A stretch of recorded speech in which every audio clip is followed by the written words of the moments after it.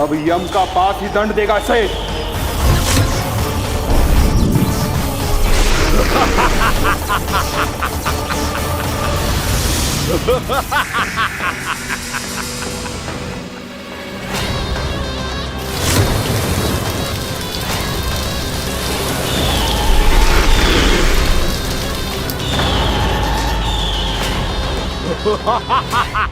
तूने जल की धार को भले ही काट दिया हो दुष्ट, पर हिम में धार नहीं होती।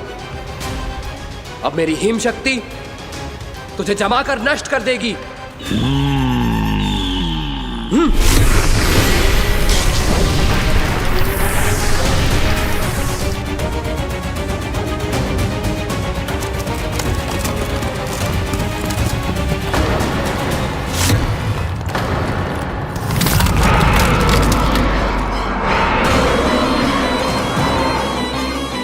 चंद्र, वरुण, यम, अग्नि, इंद्र, तुम में से कोई भी इस योग्य नहीं है कि मुझे पराजित कर पाए और इस विष्णु अवतार की रक्षा कर पाए।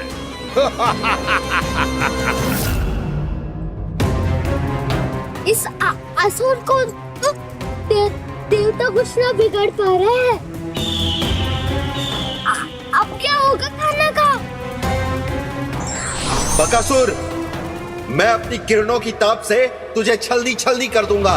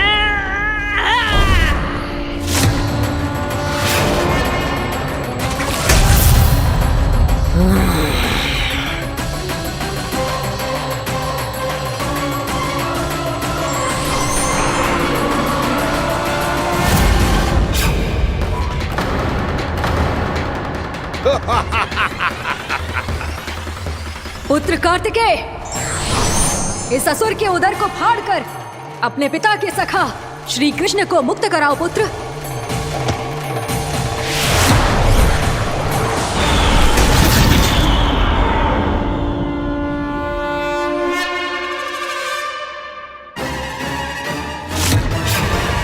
मैंने कहा था, तुम में से कोई भी मेरा बाल भी बांका नहीं कर पाएगा।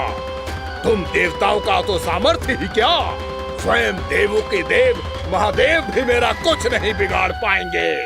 कृष्ण को अपने उदर में ही पचा जाऊंगा मैं।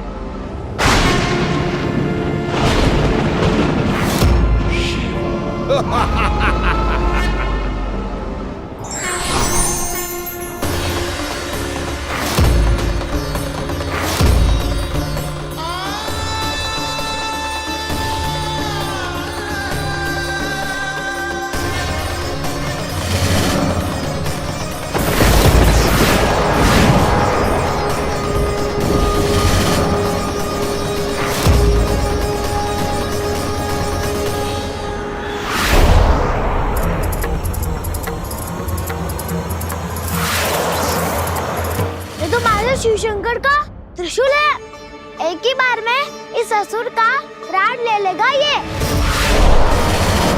हाँ, महादेव का त्रिशूल।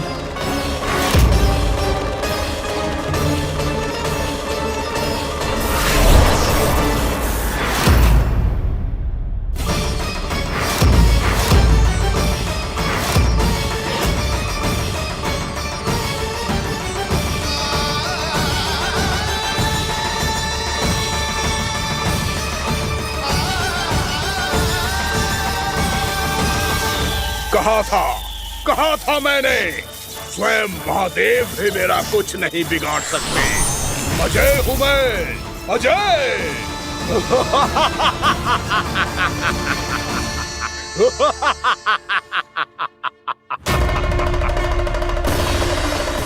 प्रभु, आपके त्रिशूल की महिमा तो अपरंपार है, तो फिर ये ठहर क्यों गया? आपने अपने त्रिशूल को वापस क्यों ले लिया महादेव? इस दुष्ट का संहार क्यों नहीं किया? क्योंकि इसकी मृत्यु मेरे हाथों नहीं, मेरे सखा नारायण के अवतार श्री कृष्ण के हाथों ही होगी, और यही विधि का विधान है। पर पिताजी, श्री कृष्ण तो इस असुर के उदर में फंसे हुए हैं, हम उन्हें मुक्त कैसे कराएंगे? ये उन्हें स्वयं ही मुक्त करेगा पुत्र। श्री कृष्ण अपने अपमान से क्रोधित नहीं होते, पर अपने भक्तों का अपमान वो क्षण भर भी सहन नहीं कर पाते। वकासुर यही भूल कर रहा है, हम सबका निरंतर अपमान करके वो उन्हें क्रोध दिला रहा है। वो ये नहीं जानता कि शीघ्र ही उन्हें अपने उदर में रख पाना उसके लिए असंभव हो जाएगा।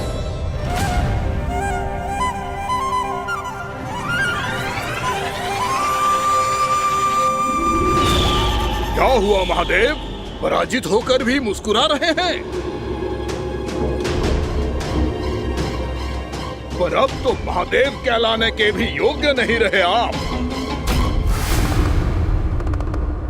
असफल देवताओं की इस अयोग्य सेना को लेकर चले जाइए यहाँ से।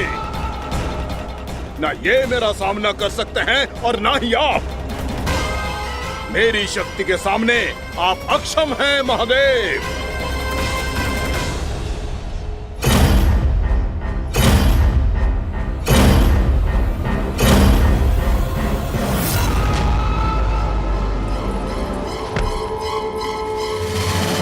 सुधा, जिस दुष्ट ने मेरे लल्ला को निगलो है ना, भीतर से जलेगो, छटपटाएगो, पीड़ा से कराएगो। जिस दुष्ट ने मेरे लल्ला को निगलो है ना, भीतर से जलेगो, छटपटाएगो, पीड़ा से कराएगो। ये क्या हो रहा है मुझे?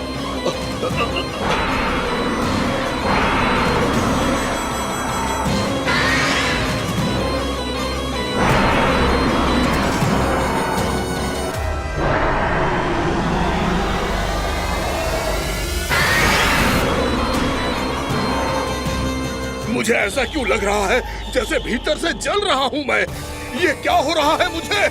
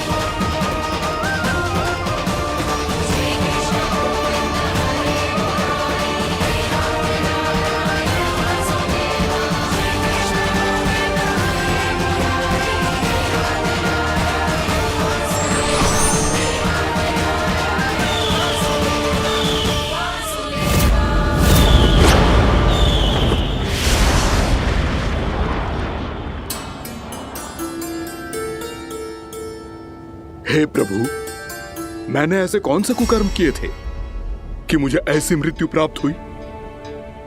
और ऐसे कौन से सुकर्म किए थे? क्या आपके हाथों से मुझे मोक्ष प्राप्त हुआ है प्रभु? सीमित स्मरण करो, हे गिरीश की पुत्र वक्कासुर।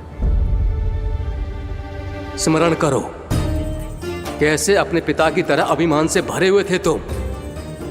स्मरण करो, कैसे हमें पराजित करने के लिए पूरी सृष्टि को संकट में डाल दिया था तुमने, और हमें विवश होकर पराजय स्वीकार करनी पड़ी थी। स्मरण करो, कैसे तुमने देवराज इंद्र का छत्र चुरा लिया था। पर यह सब भी पर्याप्त नहीं था वक्कासुर। तुम्हारे पापों का घड़ा तब भरा था जब तुमने देवी गंगा के जल में साधना करते हुए जजाली मुनि की तपस्या में व्यवधान डाला था।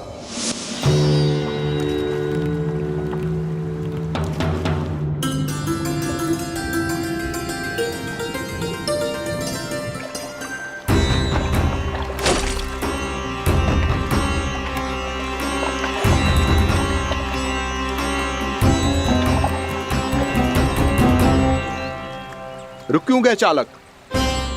नौका को आगे की ओर ले चलो। आगे बढ़ना उचित नहीं होगा महाराज। यहाँ से कुछ ही दूरी पर जालजली मुनि तपस्या कर रहे हैं। तो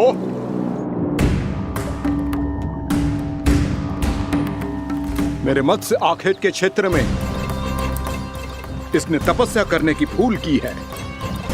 मेरे ही राज्य में मेरा कोई क्षेत्र मेरे लिए वर्जित हो, यह मुझे स्वीकार नहीं है। आपने पर्याप्त मत्स्य आखेट कर लिया है महाराज। यदि तुम इन मछलियों का आहार नहीं बनना चाहते हो, चुपचाप मेरी आज्ञा मानो। क्षमा, क्षमा महाराज।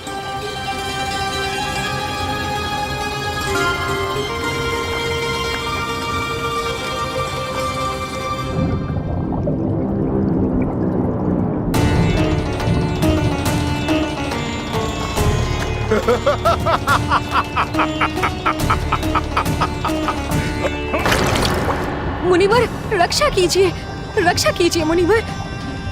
हमारे प्राण बचाइए मुनिवर, मुनिवर हमारे प्राण बचाइए।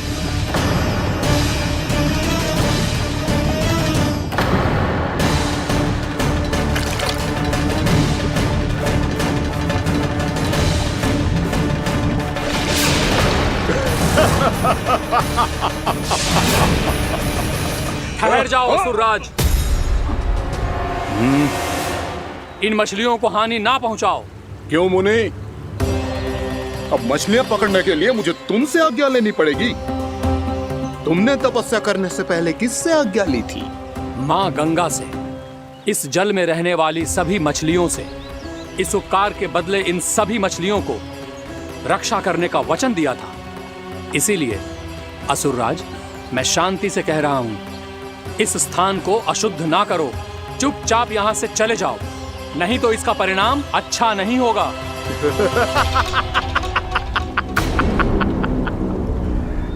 तुम जिन देवताओं की तपस्या कर रहे हो ना मुनि, उन्होंने भी मेरा कुछ नहीं बिगाड़ पाया था, और तुम मुझे धमकी देने का दुस्साहस कर रहे हो।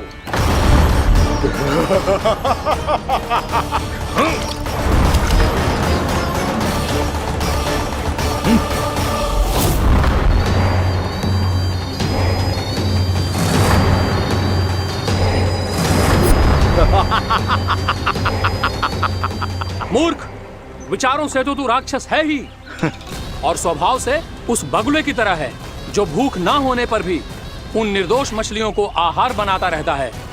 इसलिए अभी इसी क्षण से तू वकुला का जीवन जिएगा। ये मेरा श्राप है, ये मेरा श्राप है।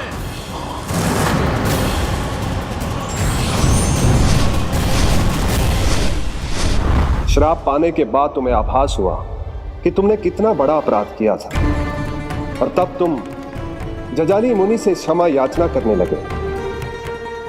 तुम्हारे अपराध बोध को जानकर मुनि श्रेष्ठ शांत हुए और उन्होंने तुम्हें वरदान दिया। श्राप से मुक्ति का एक ही मार्ग होता है असुर, पश्चाताप। तुम्हें अपने भूल का पश्चाताप है, इसीलिए मैं तुम्हें वरदान देता हूं। तुम्हें मेरे श्राप से मुक्ति अवश्य मिलेगी। स्वयं प्रभु श्री नारायण के अवतार इस बगुले के देह के बंधन से तुम्हें मुक्त करेंगे।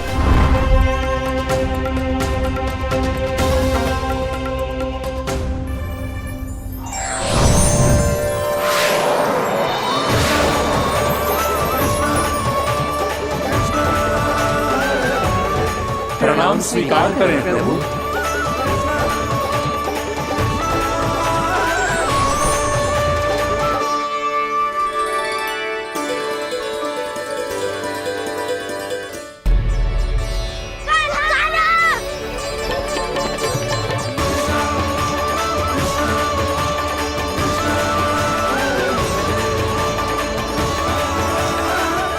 मुझे ना बताओ कि तुम सबने क्या देखा है, शायद जो देखो है, बस मैया से कछु मत ही बताना।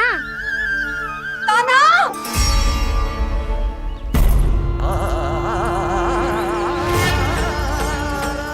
कान्हा! मेरा लल्ला!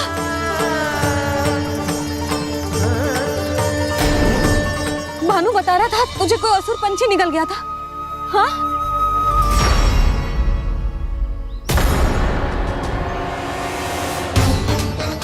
हे नारायण, ये क्या है?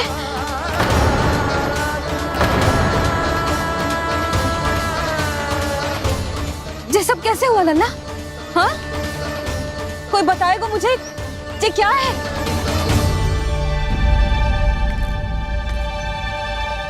श्रीधामा, मधुमंगल, चिची को सब कुछ बता दो।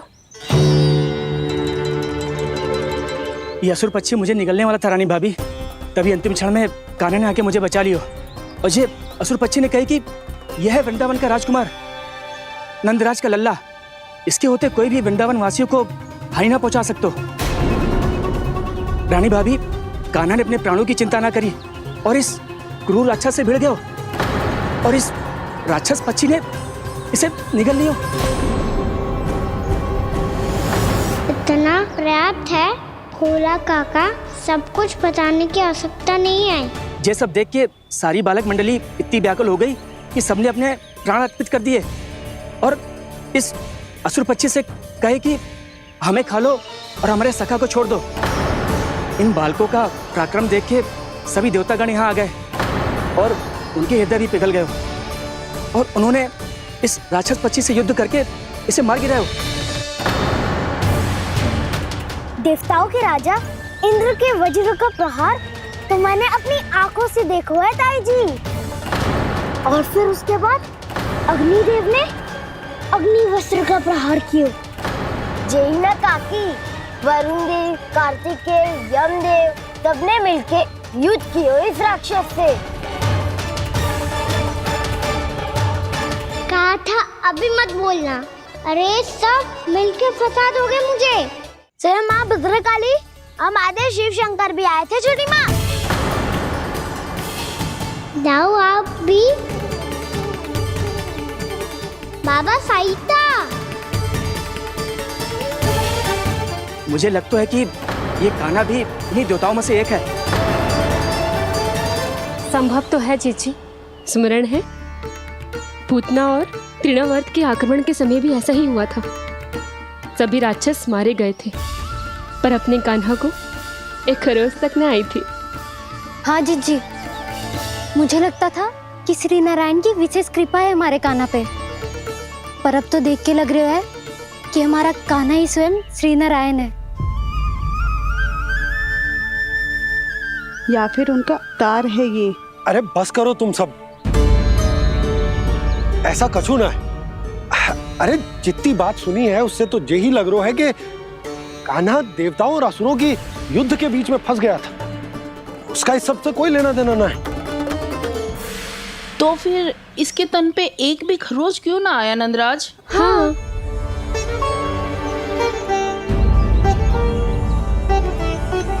है काकी, खरच तो है।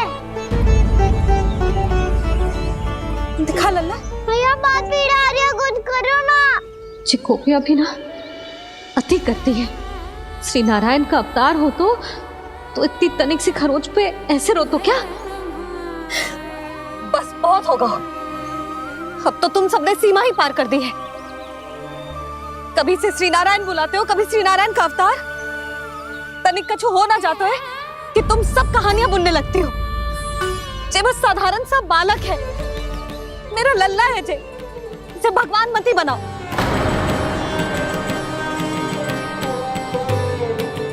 और तू क्या आवश्यकता थी तुझे यहाँ आने की? हाँ, वो भी मुझे बिना बताए मेरे साथ छल करके आए हो तू। अब तू घर चल, ऐसा दंड दूंगी ना कि मैया बहुत पीड़ा हो रही है, मैया बहुत पीड़ा हो रही है मैया। हाँ नन्ना, तू घर चल, मैं तुझे औषधि लगा दूंगी, हल्दी का लेप लगाऊंगी ना, झट से ठीक हो जाएगा। चल चल।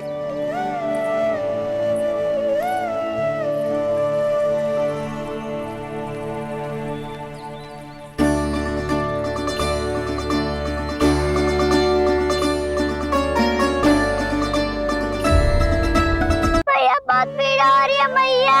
हाँ नन्ना, तू घर चल, मैं तुझे औषधि लगा दूंगी, हल्दी का लेप लगाऊंगी ना, झट से ठीक हो जाएगा।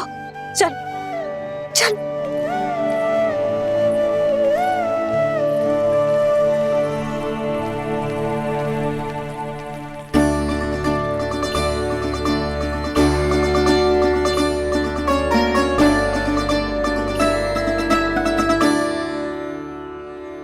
बस लल्ला बस, रो मत। चल चल चल, आजा। अभी औषधि लगाऊंगी ना, तेरी सारी पीड़ा लुप्त हो जाएगी। आजा आजा, बैठ जा लल्ला। अभी आई मैं। हाँ,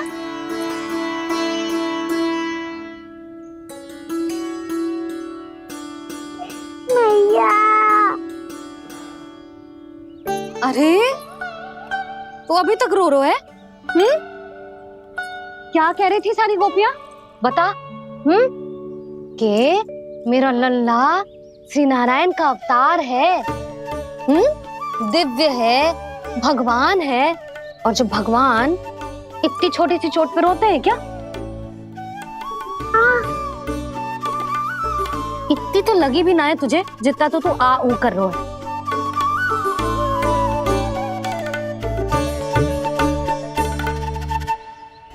आओ ना करूंगो, आप ऐसा दुलार थोड़ी करोगी।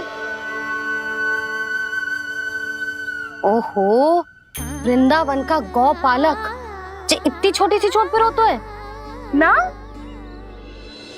गोप बालकों का मुखिया इतनी छोटी सी चोट पे रोता है। मेरा लल्ला तो सबसे शक्तिशाली है, जो इतनी छोटी सी चोट तो क्या बड़े बड़े राक्षसों से भी ना घबराता है। हाँ, एक बार में सबको समाप्त कर देता है कि ना? हाँ मैया, यदि कोई राक्षस वृंदावन की ओर टेढ़ी दृष्टि करके आएगा तो सबसे पहले कान्हा को सुरक्षा में खड़ा पाएगा, फिर चाहे जो बाल बन के आए या बगुला बन के।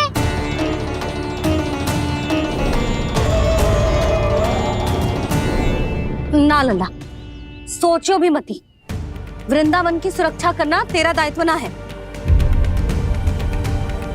तुझे और कोई संकट का सामना करने की आवश्यकता ना है। अभी तो मेरी पीड़िता का हरण कर रही थी, अचानक से क्या हो गया मैया को? कोई आवश्यकता ना है तुझे ऐसे संकटों का सामना करने की। आने दे आज तेरे बाबा को, सीधा सीधा बोल दूंगी, बहुत हो गए उनके तर्क वितर्क। मेरा फूल सा लल्ला वन में अकेले गौचारण के लिए ना जाएगो। आज बगुले ने निकल लियो, कल कछु और हो जाए तो? नारायण ना करे, कहीं कछु ऊंच नीच तुझे कछु हो जाए तो? मैं तो जीते जी मर जाऊंगी।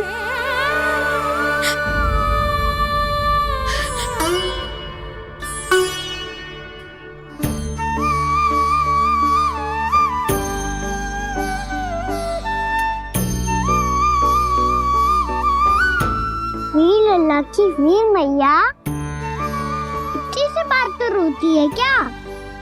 क्या करूं कान्हा, तुझे ऐसे बार बार संकट के मुंह में जाते हुए ना देख सकती मैं। तो फिर मैया मैं वचन देता हूँ, आज के बाद मैं गौचारण के लिए तभी जाऊंगा जब आप आज्ञा दोगी। पक्का? छल ना करेगा ना मेरे साथ? मैंने कब छल करो मैया? अच्छा ठीक है, ना करूंगा छल।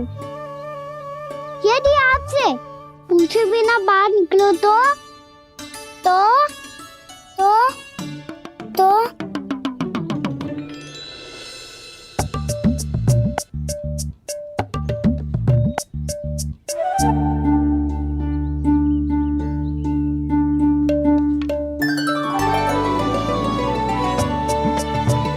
ये रही आपकी छड़ी और ये रही मेरी पीठ।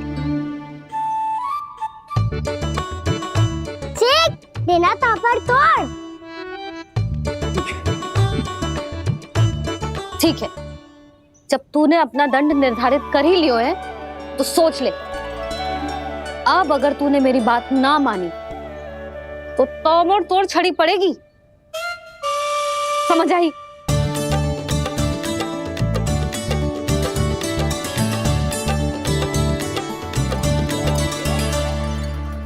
अच्छा ही है कि कान्हा कुछ दिन घर ही रहे। आज वन में जो हुआ है अवश्य कंस ने ही करवाए हुए वो सब।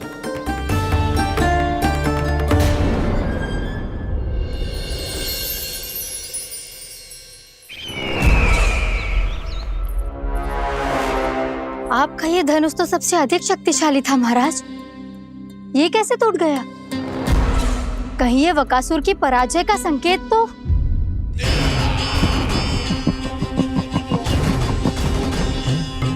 प्राप्ति, लगता है तुम्हें शुभ समाचार मिला नहीं। उस बकासुर ने उस विष्णु अवतार को जीवित ही निगल लिया है।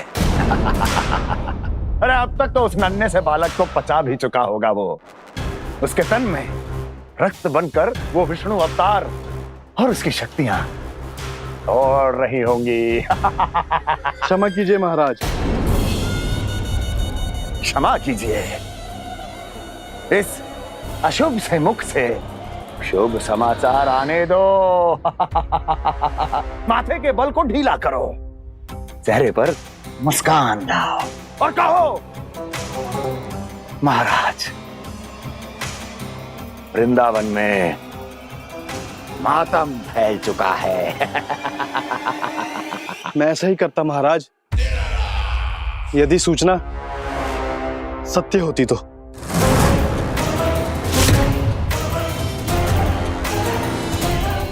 कहना क्या चाहते हो? एक क्षण में सूचना उगलो, अन्यथा मेरा योद्धा बकासुर विष्णु अवतार की तरह तुम्हें भी जीवित निकल जाएगा। आने दो। बकासुर मारा गया महाराज, बकासुर मारा गया महाराज, बकासुर मारा गया। बकासुर मर चुका है? असंभव। असंभव। बकासुर ने उस बालक को निगल तो लिया था, पर उसकी सुरक्षा करने के लिए सभी देवता वहां प्रकट हो गए, पर फिर भी कोई बकासुर का सामना नहीं कर पाया। और फिर क्या हुआ? वो बालक स्वयं ही बकासुर के उदर से बाहर आ गया और उसकी चोंच तोड़कर उसकी हत्या कर दी।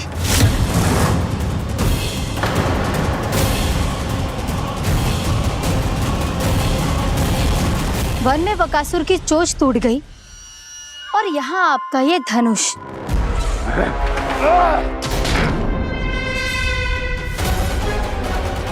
केवल नहीं टूटा तो आपका ये भ्रम महाराज। क्षमा कीजिएगा महाराज, आपका भ्रम टूटना आवश्यक है। आवश्यक है आपको यह आभास होना कि उस विष्णु अवतार को पराजित करने के लिए आपके साधारण योद्धाओं में वो सामर्थ्य नहीं है। अच्छा सर, पूतना, तृणावर्त, बकासुर, ये सब साधारण नहीं थे प्राप्ति, साधारण नहीं थे। फिर तो ये और भी अधिक चिंता का विषय है महाराज, क्योंकि इसका अर्थ तो यही हुआ कि वो विष्णु अवतार कुछ अधिक ही असाधारण है और उसका सामना करने के लिए और उसे मिट्टी में मिलाने के लिए आपको एक ऐसे अस्त्र की आवश्यकता है जो उसके सामने ना झुके और ना ही टूटे।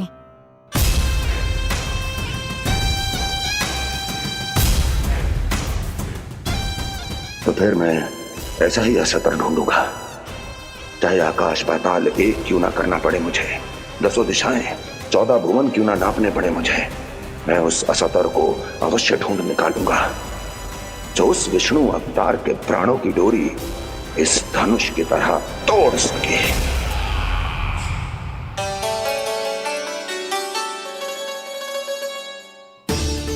थैंक्स पापा, मैंने मैया को वचन दिया है कि जब तक नहीं चाहेंगी मैं वन नहीं जाऊंगा, इसलिए आप मुझे मारने के लिए कोई शक्तिशाली असुर ढूंढने में व्यस्त रहो।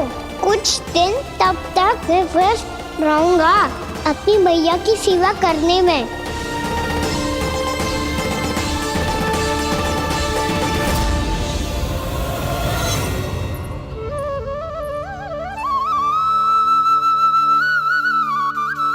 लो मैया, तुलसी जी को चढ़ाने के लिए जल।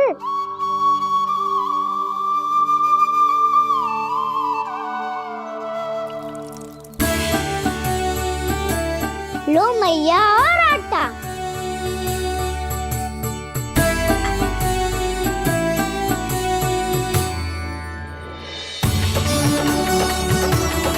लो मैया, बेलन।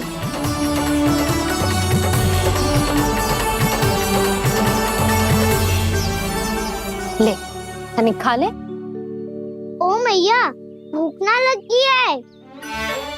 बिना भूख के खाने से क्या लाभ? और तेरा जब पेट तो कह रहा है कि उसे भोजन चाहिए, और लाभ कैसे ना है लल्ला? भोजन का लाभ है ना, तन को पोषण मिलेगो, स्वास्थ्य बनेगो, जो तेरी भुजाओं में शक्ति आ जाएगी ताऊ के जैसी, ताऊ से भी अधिक। तेरे जे केस भी लंबे हो जाएंगे। सच्ची मैया? सच्ची। माप के देख लियो नित्य दिन। तनी खा।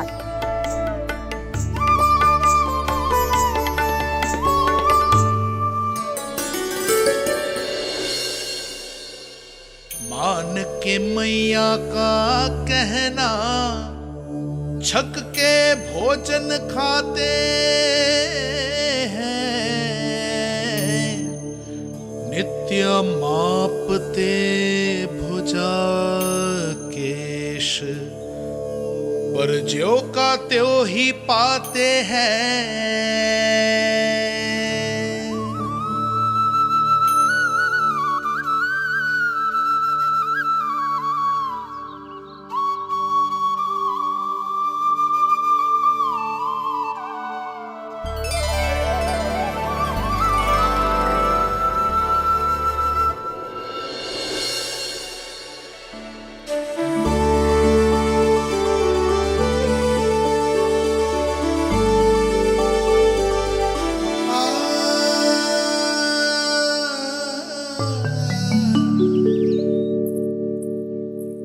ले लल्ला, फल खा ले।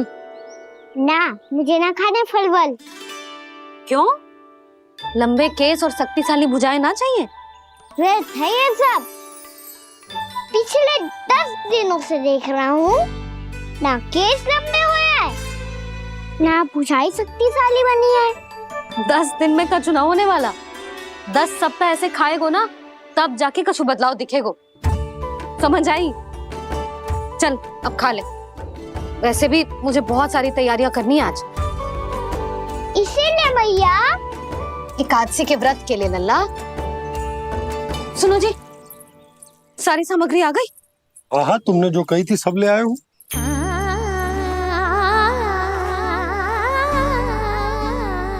इसमें नारियल तो है ही ना, उसके बिना मैं एकादशी की पूजा कैसे करूंगी? यशोदा, मैंने भोला से कह दिया, वो लेकर आते ही होगो, घबराओ मत। कैसे ना घबराओ जी, आपको पता है ना एकादशी का व्रत मेरे लिए कितना महत्वपूर्ण है। पतो है। अरे इसमें तो दिए भी ना है। दिए ना है? अब मैं अभी लेकर आता हूँ। आप रहने दो, मैं ही लेके आती हूँ। भक्त भोला राम के यहाँ से है? भक्त भोला राम? मेरा अर्थ है कुमार भोला यहाँ के यहाँ से। हाँ हाँ, वो ही।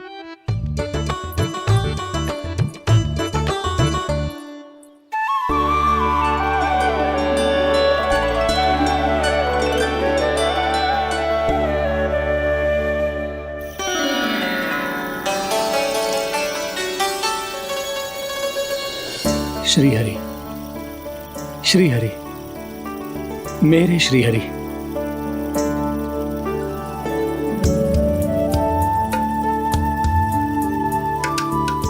मेरे श्रीहरि। भोला राम, मेरी मटकी तैयार है? मेरे श्रीहरि, मेरे श्रीहरि।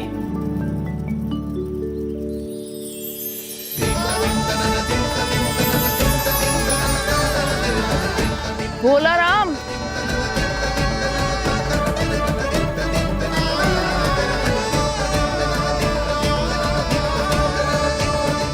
भोला काका, ओ भोला काका।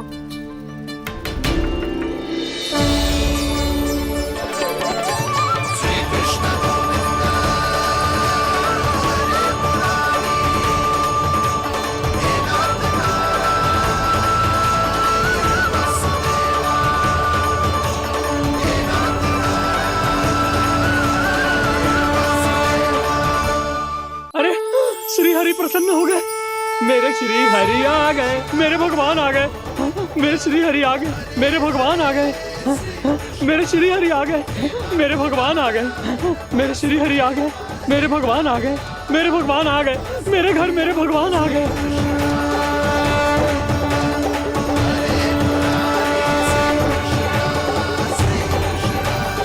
मेरे घर आ गए, मेरे श्री हरि आ गए। हाँ, मेरे श्री हरि आ गए। ये तो बावले थे ही, अब बालकन को भी साथ में मिला लिए। उज्जवल क्या कर रहा है? अरे ठहर जा भोला।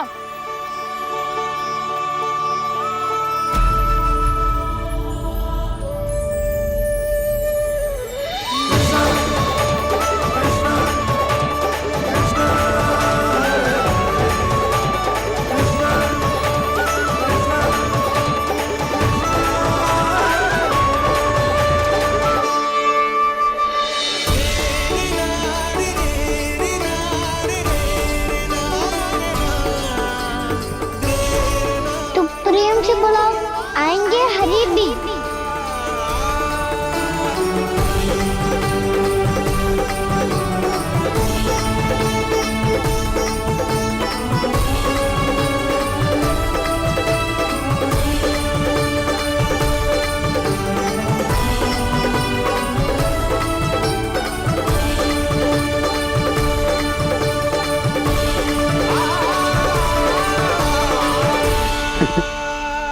क्या वो गाना? किसकी धुन में झूम रहा तू? निर्मल निशा भक्ति की धुन में।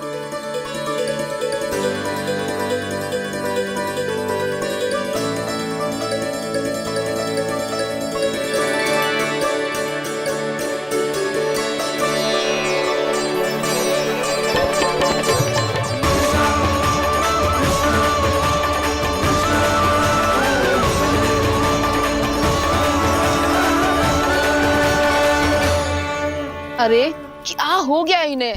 बावले हो गए हैं क्या? ठहरो, कोई आवश्यकता ना है ऐसे बावलों की तरह नाचने की।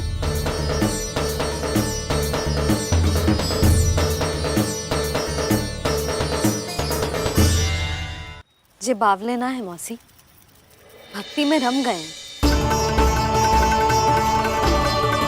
बस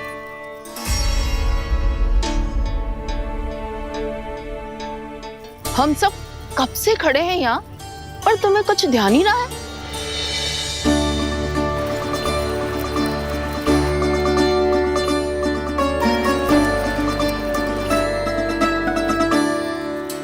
नाच गाने में ऐसे मगन हुए कि हमें देखा भी ना। मुझे नाचते हुए देख मेरे श्री हरि को इतना आनंद आ रहा था कि मैं अपने आप को रोक नहीं सका। और वैसे भी मेरे जन्म का एकमात्र उद्देश्य है श्री हरि की सेवा करना, श्री हरि को प्रसन्न करना। तुम बावले हो भोला राम, या हमें बावला बना रहे हो? श्री हरि और तुम्हें देख रहे हैं? हाँ, अभी वो यहीं थे, देख रहे थे। भोला काका, आपने भी ना अति कर दी। अब हमें भी बताओ तनी, कहाँ थे श्री हरि?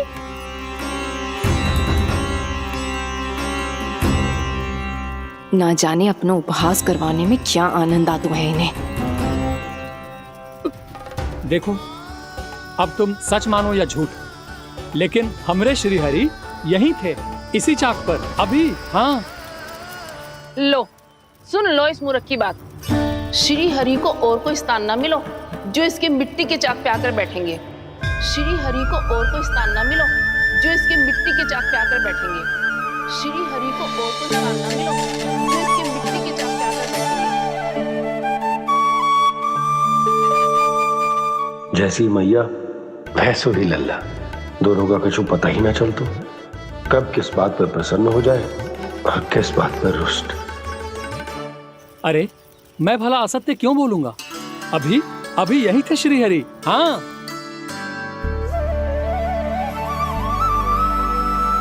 हाँ, जैसे श्री हरि को तो कोई कार्य है ही ना, वो तो आतुर होके बैठे रहते हैं कब तुम हरि हरि बुलाओ और वो दौड़े चले आए। भगवान तो भक्तों के पास आने के लिए सदैव आतुर रहते हैं, बल्कि सत्य तो यह है कि भक्तों के मन में ही निवास करते हैं भगवान।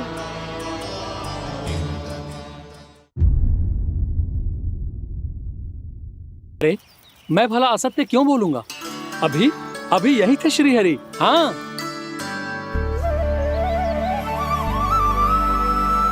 हाँ, जैसे श्री हरि को तो कोई कार्य है ही ना, वो तो आतुर होके बैठे रहते हैं कब तुम हरि हरि बुलाओ और वो दौड़े चले आए।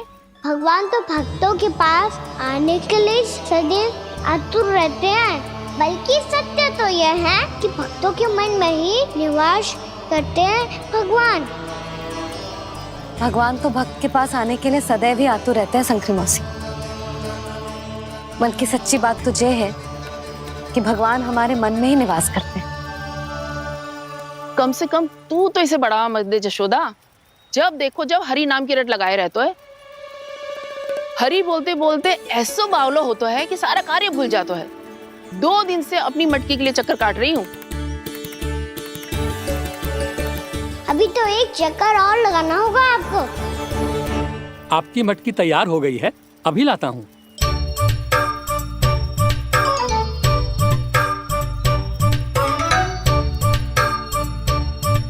लो जी मटकी।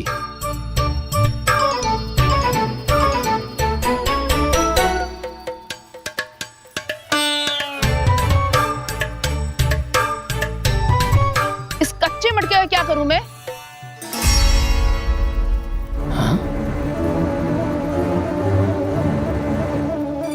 पर इसे तो मैंने भट्टी में पकाया था। अब तू ही देख ले कितना ध्यान रहता है इस कार्य पे। और कह तो है कि श्री हरि आते हैं इससे मिलने। हाँ आते हैं और आगे भी आएंगे हमारे श्री हरि हमसे मिलने। और आके मोक्ष देंगे, है ना? मांगूंगा तो मोक्ष भी दे देंगे, मांगूंगा तो मोक्ष भी दे देंगे, मांगूंगा तो मोक्ष भी दे देंगे। अभी तो ये बता कि तू मुझे मेरी मटकी कब देगो? और मेरी मांग कब पूरी करोगे भोला राम जी? मेरो घड़ा मेरे दिए तो तैयार है ना? कल एकादशी की पूजा और व्रत के लिए। एकादशी का व्रत? हाँ, एकादशी का व्रत। इसे करने से श्री हरि बहुत प्रसन्न होते हैं। अच्छा, फिर तो अभी लाया।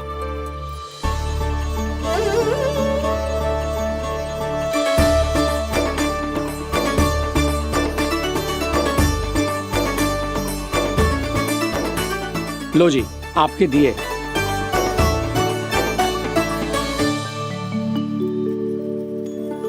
और जो हमने मांगा है वो?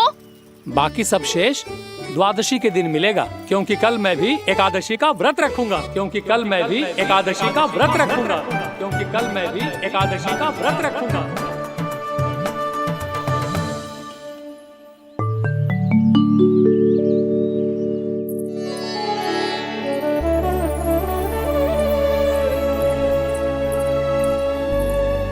जानकी, फूलों का प्रबंध हुआ कि ना?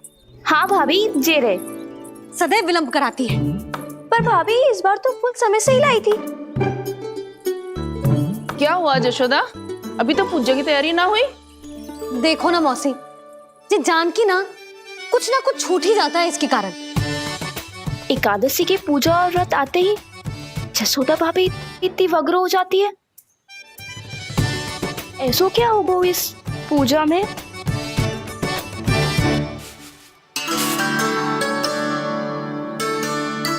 ये थाली में रोली चंदन रखने से, दिया जलाने से के होगो? आपको पता भी है एकादशी का व्रत क्यों रखते हैं? क्या महत्व है इसका? लो, जे तो मैं जसोमती रानी से पूछना भूल ही गया। पर हाँ भगवान, मेरे लिए इतना ही पर्याप्त है कि इस व्रत को रखने से मेरे श्रीहरि हमसे प्रसन्न हो जाएंगे।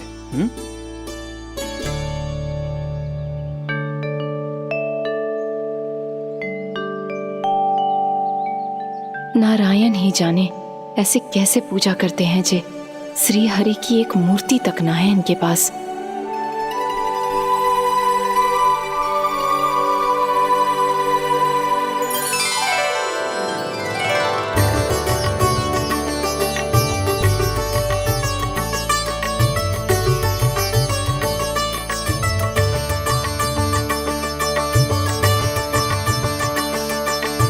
प्रभु, न तो मेरे पास मूर्ति है और ना तो इस व्रत के विधि विधान के बारे में मुझे जानकारी है और ना ही मुझे इसके महत्व के बारे में जानकारी है, पर फिर भी मैं करना चाहता हूं।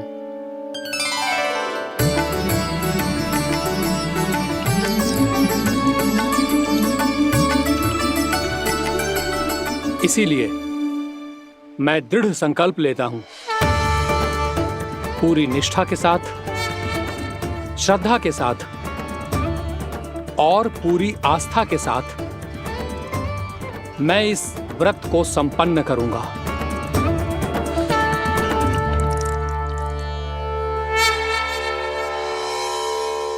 हम संकल्प लेते हैं कि एकादशी के व्रत को पूरी निष्ठा के साथ संपन्न करेंगे।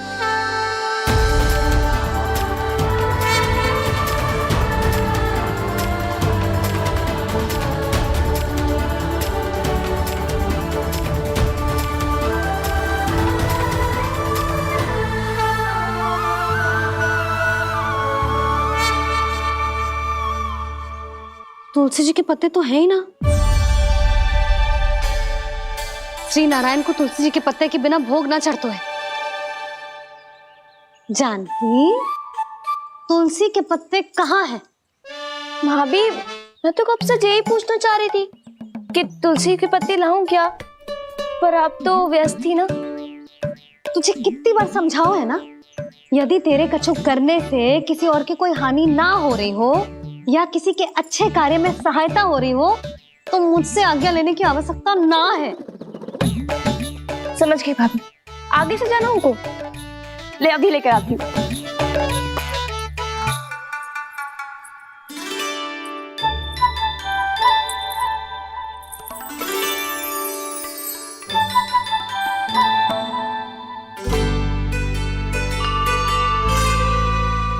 ताऊ, आपने पहले ये व्रत करो है? आपको इसका महत्व पता है? भाभी चल।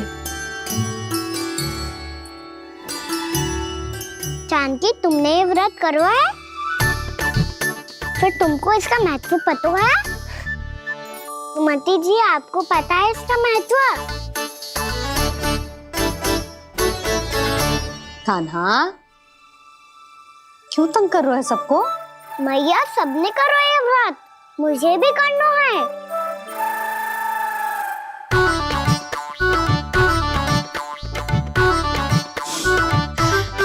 ये व्रत केवल बड़ों के लिए होती है लल्ला। जब आप ये व्रत कर सकती हो, बाबा कर सकते हैं, ये सारी गोपियां कर सकते हैं, वो भी कर सकते हैं, तो मैं क्यों ना कर सकता? क्योंकि तू कल तक भूखा ना रह पाएगा लल्ला। जब भक्त रह सकते हैं, फिर मैं क्यों नहीं रह सकता? मेरा अर्थ है कि नारायण के भक्त मैया, मैया मान जाओ ना, मुझे करने दो ना ये व्रत। अपनी लल्ला पे आप विश्वास ना है आपको? विश्वास है। अच्छा ठीक है, तू भी कर ले।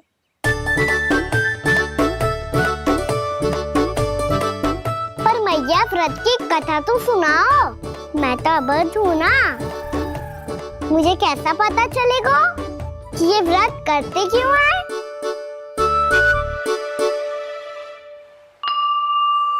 प्रभु, मुझ अबोध को कैसे पता चलेगा कि इस व्रत का क्या विधि विधान होता है और क्यों रखा जाता है और इसका महत्व क्या होता है? मुझे तो आप ही बता सकते हैं प्रभु। जब व्रत कर रहे हैं तब उसका महत्व भी पता होना चाहिए ना। बताओ ना मैया, क्यों रखते एकादशी का व्रत?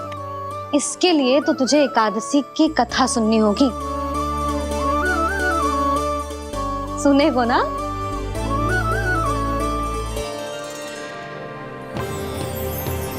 वसुदेव सुतं देवं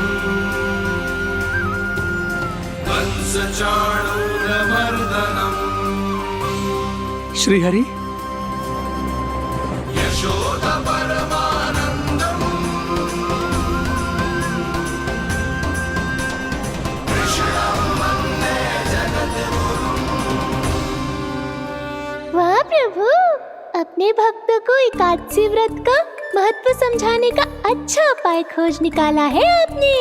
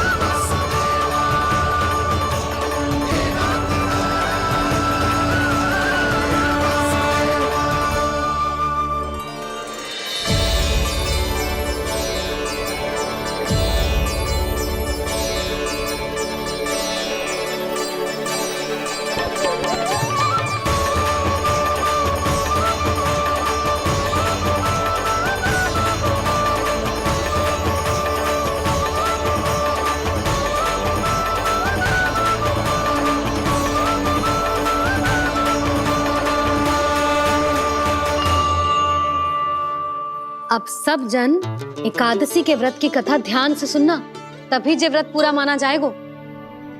समझो लल्ला?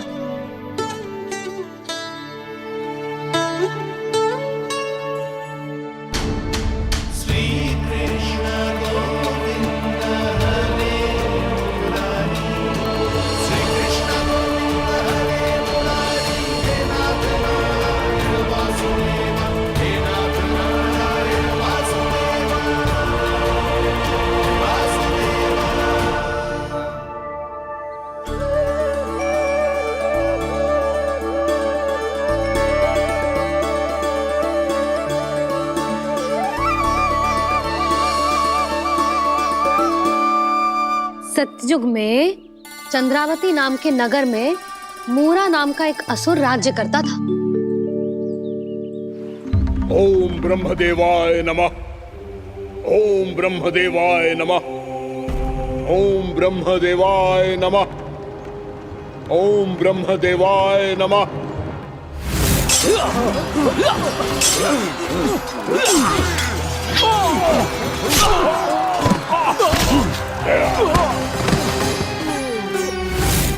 ओम ब्रह्मदेवाय नमः। ओम ब्रह्मदेवाय नमः।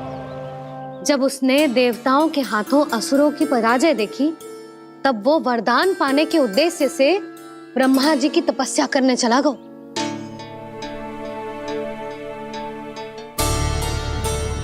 शीघ्र ही मूरा की तपस्या सफल हो गई और ब्रह्मदेव जी उससे प्रसन्न हो गए। ओम ब्रह्मदेवाय नमः।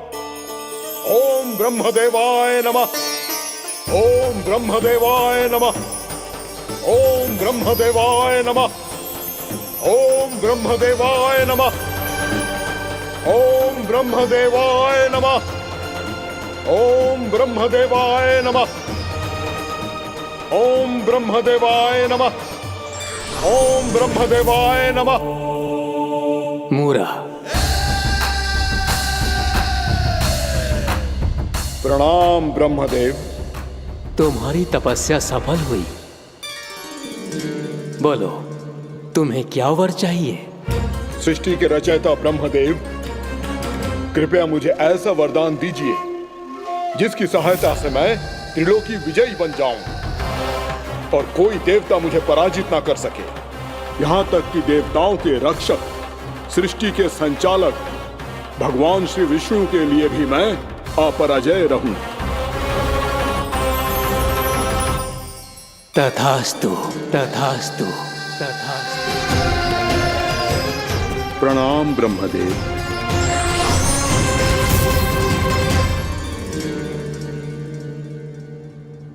ऐसा वरदान पाकर मूरा बहुत अभिमानी होगा।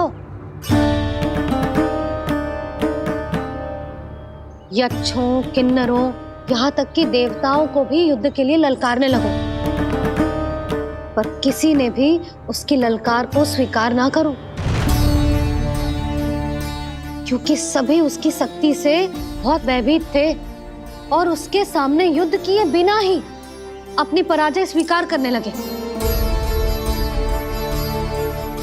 और फिर दंभ में आके उसने स्वर्ग लोक पर भी आक्रमण कर दिया और देवराज इंद्र तक को चुनौती दे डाली।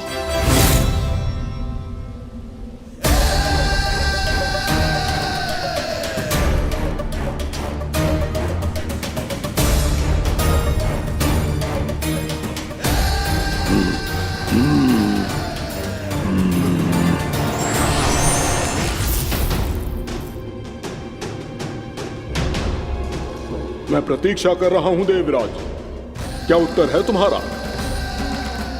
मुझसे युद्ध करोगे या फिर बिना लड़े ही पराजय स्वीकार कर मेरे अधीन हो जाओगे और सौंप दोगे मुझे अपना ये स्वर्ग लोक? सारी शक्ति तुम्हारे मुख में है या कुछ बाहुबल भी है तुम्हारे पास? मैं तुम्हारी चुनौती स्वीकार करता हूं मूरा, मैं तुम्हारी चुनौती स्वीकार करता हूं मूरा।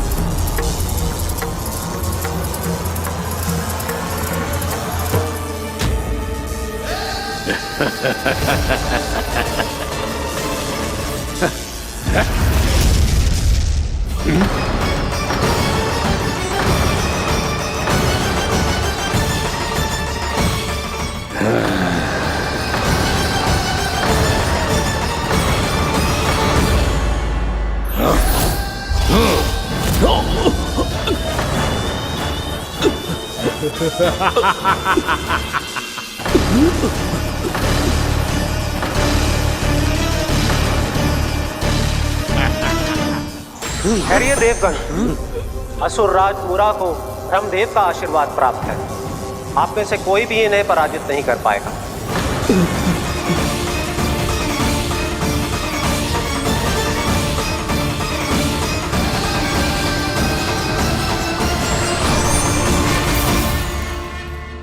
एक अवसर और देता हूं देवराज, युद्ध या अधीनता,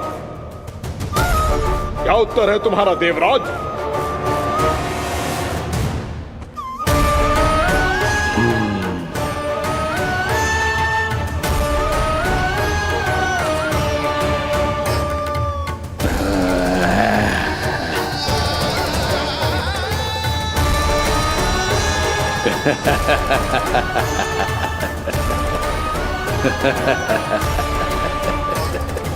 इंद्र और सभी देवताओं ने मूरा के आतंक में आके उससे भयभीत होके अपना सिंहासन छोड़ दियो।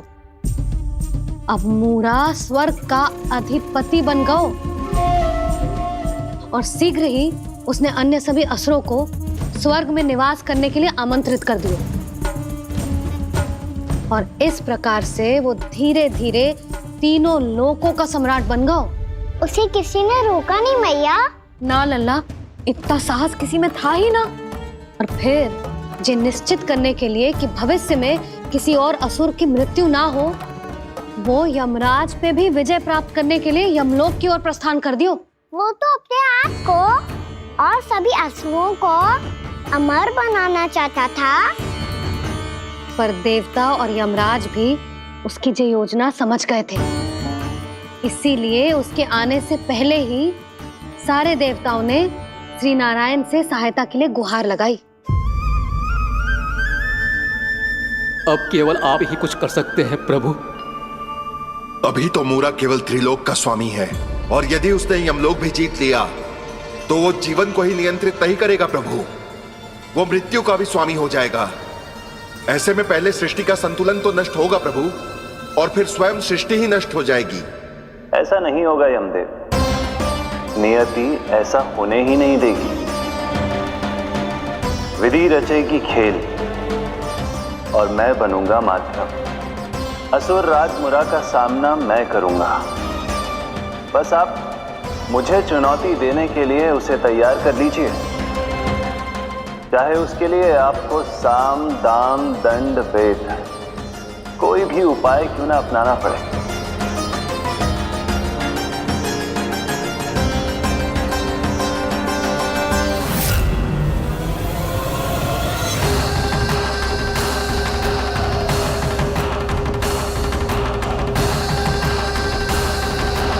आप तो मेरी प्रतीक्षा में पहले से ही खड़े हैं यमदेव। तब तो आपने मेरी चुनौती के बारे में भी सुना ही होगा। कहिए, क्या उत्तर है आपका? मेरा स्वागत करके अपना राज्य त्यागेंगे या मेरा सामना करके अपने प्राण? असुर राज मुरा का सामना मैं करूंगा। बस आप मुझे चुनौती देने के लिए उसे तैयार कर लीजिए, चाहे उसके लिए आपको साम दाम दंड भेद कोई भी उपाय क्यों ना अपनाना पड़े।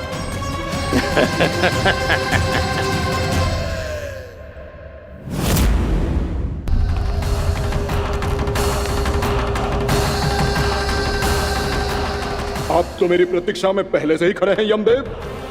तब तो आपने मेरी चुनौती के बारे में भी सुना ही होगा। कहिए, क्या उत्तर है आपका? मेरा स्वागत करके अपना राज्य त्यागेंगे या मेरा सामना करके अपने प्राण? हे असुर श्रेष्ठ, मैं आपकी अधीनता स्वीकार करने के लिए तैयार हूं। बस एक विनती है मेरी। शर्त को विनती का नाम देकर पहलाना चाहते हो मुझे यमराज? असुर राज मूरा के सामने शर्त रख पाओ, इतना सामर्थ्य नहीं है तुम में।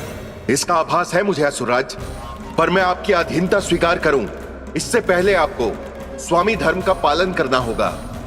मेरे पुराने स्वामी के क्रोध से मेरी रक्षा करनी होगी आपको। कौन है तुम्हारा पुराना स्वामी? भगवान श्री नारायण। और छोटी माँ मूरासुर को तो श्री नारायण से भी रक्षा का वरदान प्राप्त था ना? यही तो श्री नारायण की लीला थी बलराम। पर वो राक्षस अपने दम में जे समझ ही ना पाओ कि वो क्या भूल करने जा रहा है, और पहुंच गो भगवान श्री नारायण को चुनौती देने के लिए।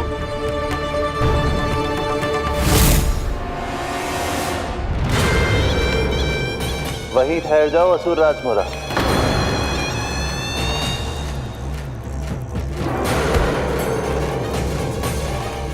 यहां क्यों आए? आपको पराजित करने और ये वैकुंठ जीतने, ताकि मैं यमलोक का स्वामी बन सकूं। फिर आओ, युद्ध भूमि में मेरा सामना करो।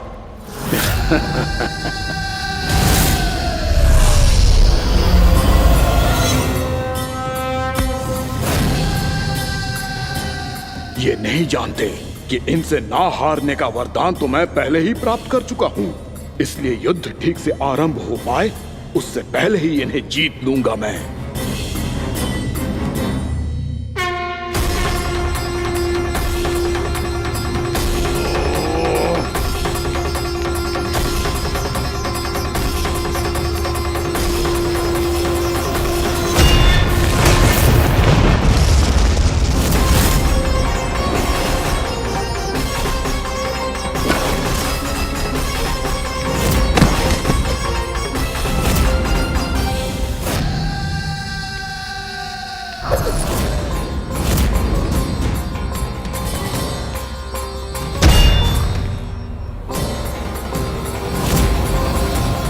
और इस प्रकार जे युद्ध वर्षों वर्षों तक चलता रहो।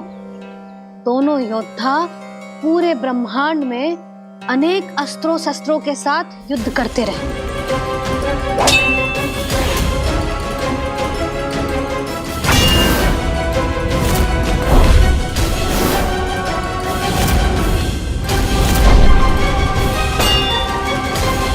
फिर क्या हुआ मैया?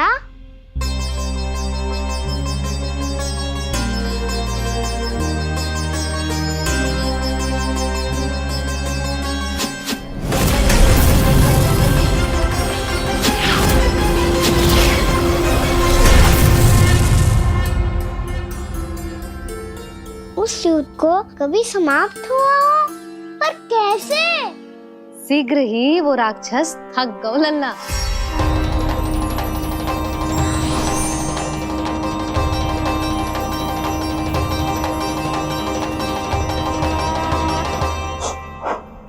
खड़े खड़े देख क्या रहे हैं नारायण? आक्रमण कीजिए, वध कर दीजिए मेरा।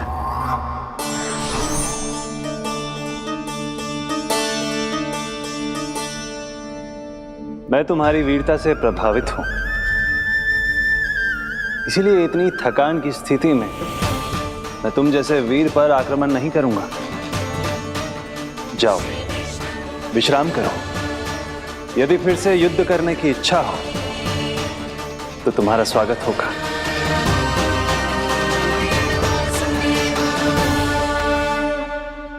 जे कह के श्री नारायण बद्रिका आश्रम चले गए और वहां हिमवत नाम की एक कंदरा में ध्यान लगा के बैठ गए। उधर वो राक्षस विश्राम करने लगो। अनेकों दिन बीत गए और अब वो राक्षस मूरा फिर से स्वस्थ होके बलवान हो गया था। उसने अपनी सारी शक्ति फिर से प्राप्त कर ली थी। श्री नारायण ने उस पर दया करी थी, पर वो फिर से श्री नारायण को छलने को तैयार होगा।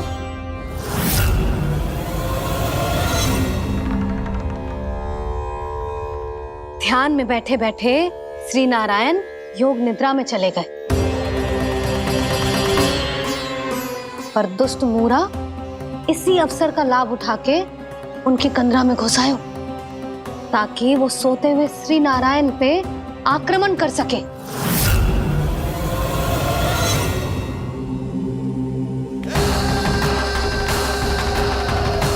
आज इस लंबे युद्ध को जीतकर अपने इस अंतिम शत्रु का भी अंत कर दूंगा मैं।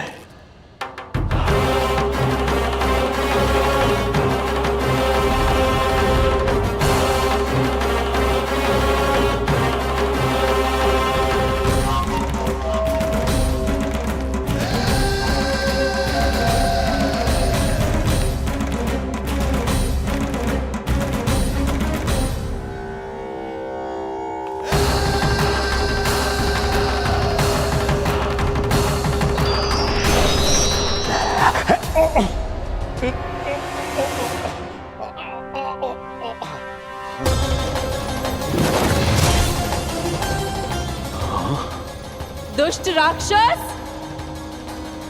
प्रभु ने तुझ पर दया की, तुझे संभलने का अवसर दिया। तू इन्हीं पर ही छल से वार करने चला है।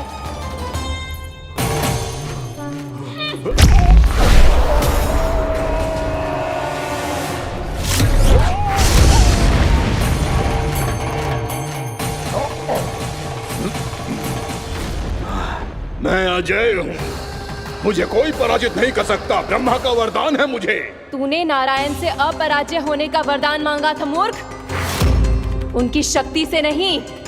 ध्यान से देख, मैं तेरी मृत्यु हूँ, मृत्यु।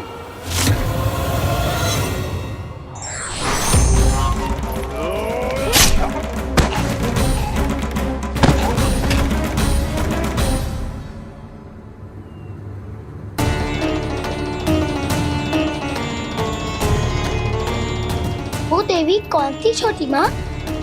और कौन बलराम, वो ही तो थी देवी एकादशी।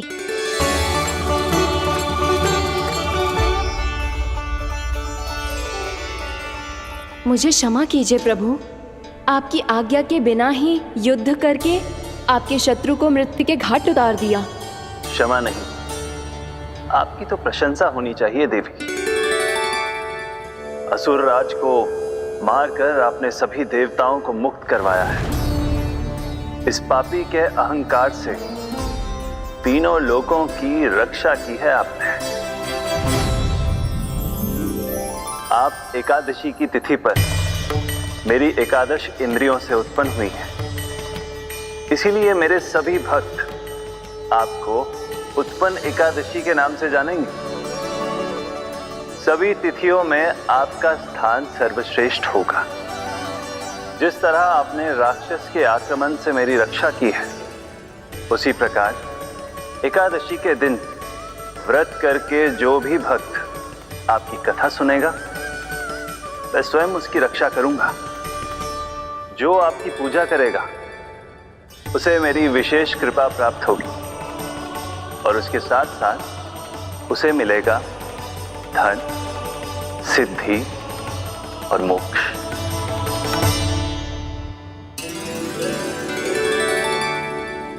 इसीलिए आज के दिन व्रत रखने का बहुत अधिक महत्व होता है। बोलो एकादशी मैया की जय। बोलो श्री नारायण भगवान की जय।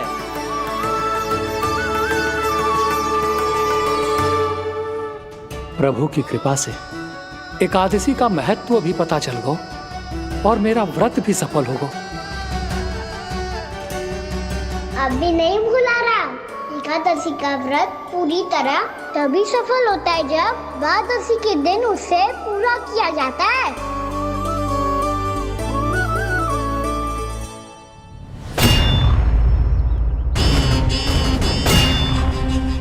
आवश्यक है आपको यह आभास होना कि उस विष्णु अवतार को पराजित करने के लिए आपके साधारण योद्धाओं में वो सामर्थ्य नहीं है। वो विष्णु अवतार कुछ अधिक ही असाधारण है।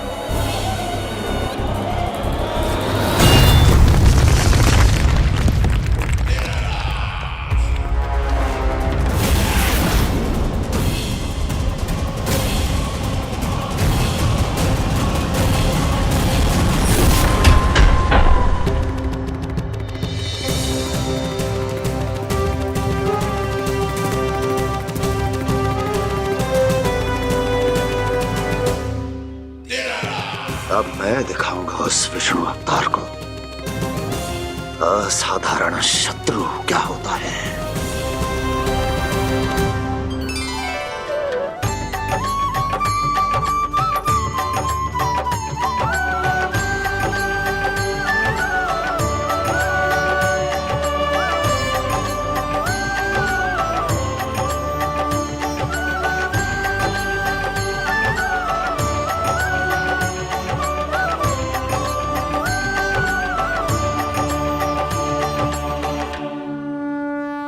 मामा अधीर हो रहे हैं, पर मैया ने मुझे अभी तक बाहर जाने की आज्ञा नहीं दी है। अभी उन्हें किसी और राक्षस को यहाँ भेजने से रोकने के लिए मुझे कुछ करना होगा।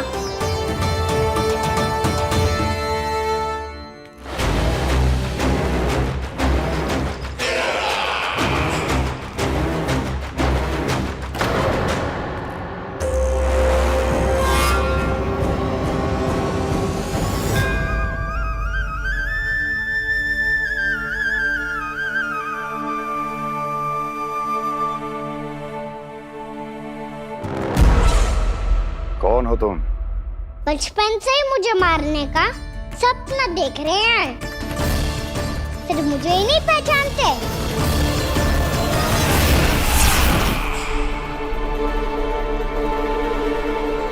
बचपन से विष्णु अवतार। कोई कान्हा बुलाता है तो कोई मुरलीधर पुकारता है, कोई माखन चोर कहता है, कोई कहता है चिच्चोर। पर विष्णु अवतार इस नाम से तो बस आप ही मुझे बुलाते हो मामा जी। इतना साहस, ये तो यहां आ गया।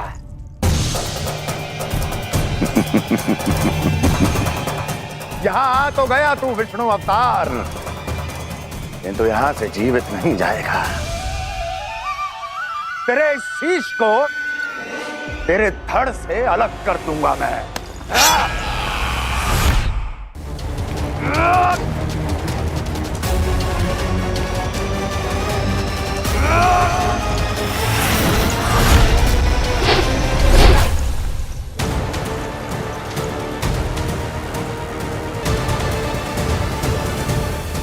कहाँ देख रहे हो मामा जी? मैं तैयार हूँ।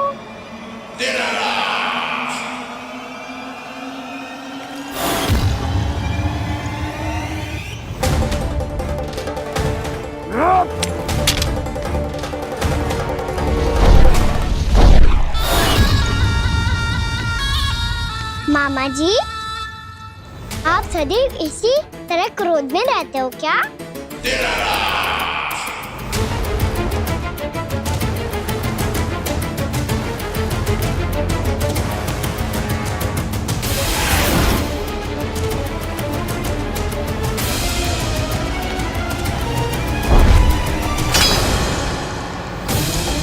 छोड़ मेरी तलवार को।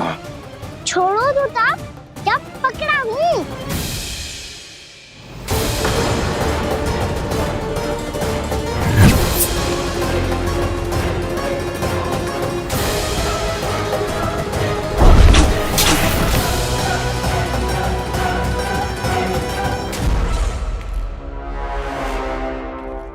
मामा जी,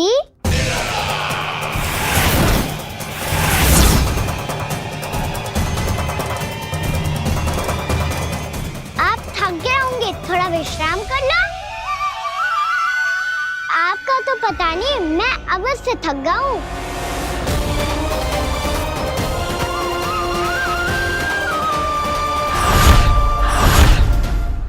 मेरे सिंहासन पर बैठने का तो साहस। अभी तो बस अभ्यास कर रहा था मामा जी। भविष्य में मुझे तो बैठना है यहाँ।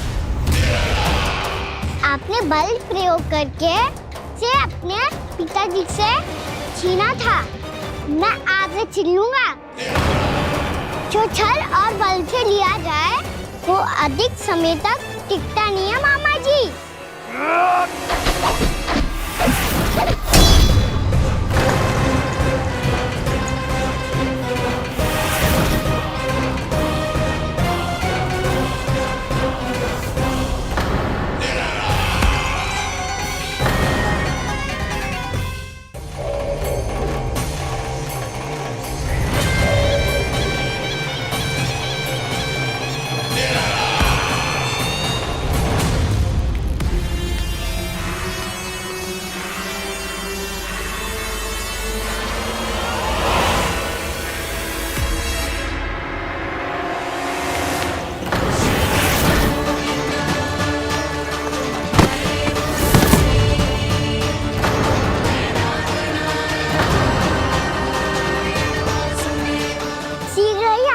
सिंहासन छोड़ना होगा।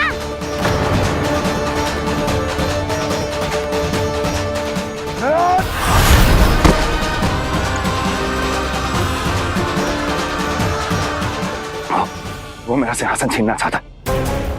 वो आ रहा है, वो आ रहा है। सैनिकों! दुर्जन, बंद कर दो सभी द्वार और झरों के, सब के सब। इसकी हर संभावना पर इतना कड़ा पहरा बिठा दो कि ना तो कोई महल के भीतर आ सके, ना कोई बाहर जा सके। मुझे महल की चप्पे चप्पे की सूचना चाहिए। जाओ।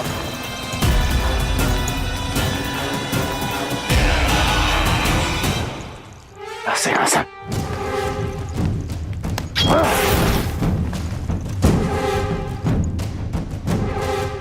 अब आ, दुष्ट मायावी, ए छलिया विष्णु अवतार, मैं कंस तेरी प्रतीक्षा कर रहा हूँ।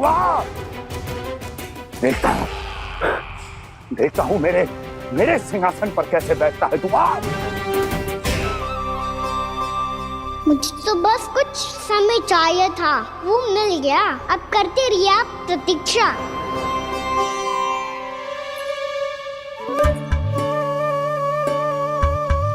जी अपने आप से बातें क्यों कर रहे हैं जी?